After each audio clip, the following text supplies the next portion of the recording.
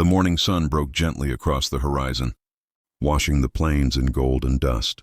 The rancher stood silent by the corral, his broad shoulders stiff beneath a faded coat, the brim of his hat shading eyes that hadn't seen peace in years. His breath misted in the cold air, and for a long moment, he just stared toward the lone oak on the hill, a tree so weathered it seemed to grow from memory itself. He lifted the rifle from where it leaned, more out of habit than need, and began the slow walk across the pasture. His boots crunched through frost-bitten grass, spurs whispering in rhythm with the wind. When he reached the oak, he knelt down, the leather of his gloves creaking.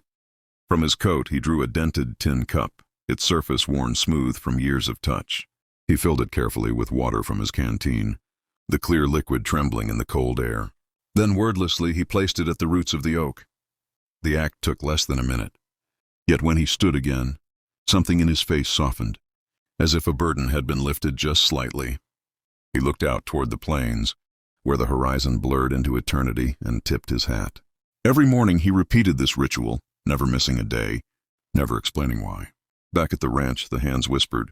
Some said he was praying for rain, others that he was trying to talk to ghosts. The truth lay buried under that oak, silent and heavy, waiting for the world to remember. The noon sun scorched the plains, and heat shimmered off the dry earth like ghostly waves. The rancher's shadow stretched, long and thin as he made his steady climb. Toward the oak again, his steps sure, unhurried, like a man walking to meet his fate.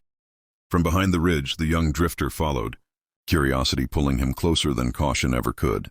He'd seen the ritual that morning from a distance and couldn't shake the image of that lone man kneeling beneath the old tree, treating the spot like holy ground, now hiding behind a boulder. The drifter watched as the rancher uncorked his canteen and poured water into the same tin cup. The sound was faint, a soft trickle, almost reverent. When the rancher bowed his head, lips moving soundlessly, the drifter stepped forward, boots crunching the brittle grass. "You offering to the dead, old man?" he called out, half mocking, half uneasy. The rancher froze, the air tightening between them. Slowly he stood, the lines of his face deep with years and loss. "To the thirsty," he said quietly. "Men who never made it home." The drifter frowned, glancing around. "Ain't no graves here?" The rancher's eyes drifted to the earth. "There are, just not marked." His voice grew rough, cracking like an old board. "Powder Ridge. They sent us to hold the line. We did, at a price. When it was over, there was no time for burials. So I brought 'em here, one by one. My brothers." The drifter felt the weight of the silence settle over them, heavier than the sun itself. The old man's hands trembled as he pressed the canteen's cap shut. 3 times a day, he murmured almost to himself. Morning for their memory, noon for their thirst, dusk for their peace.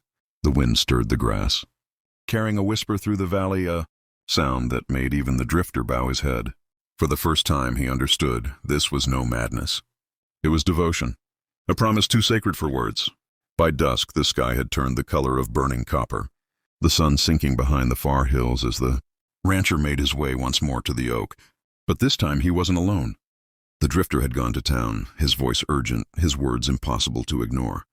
And now a small crowd followed the rancher's slow steps.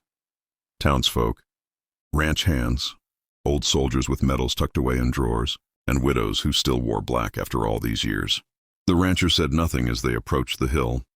His boots sank softly into the dirt. And when he reached the tree, he knelt just as he always did. Only this time the wind fell still.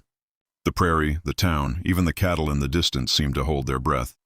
He dug with his hands first, then with a rusted spade, until the earth gave way to something metal. The crowd leaned closer as he unearthed a small bundle wrapped in oilcloth. Inside were a dozen tarnished dog tags, their edges worn smooth, names barely visible under years of rust and dust. Gasps rippled through the onlookers. One old man stumbled forward, tears cutting through the grime. On his face as he whispered a name he hadn't spoken since the war. The rancher's weathered fingers trembled as he held the tags up, his voice breaking as he spoke. "They fought beside me. They fell beside me. Nobody ever came for them." He placed the tin cup by the roots once more, filled it with fresh water, and raised it high. 3 times a day, I remembered, he said, his voice carrying far beyond the hill. "Now it's your turn." Someone began to cry softly. Others removed their hats. The wind rose again, gentle this time. brushing through the branches, as if those long-lost souls were finally stirring from their rest. Weeks later, a wooden cross would rise at that spot. Months later, a stone marker.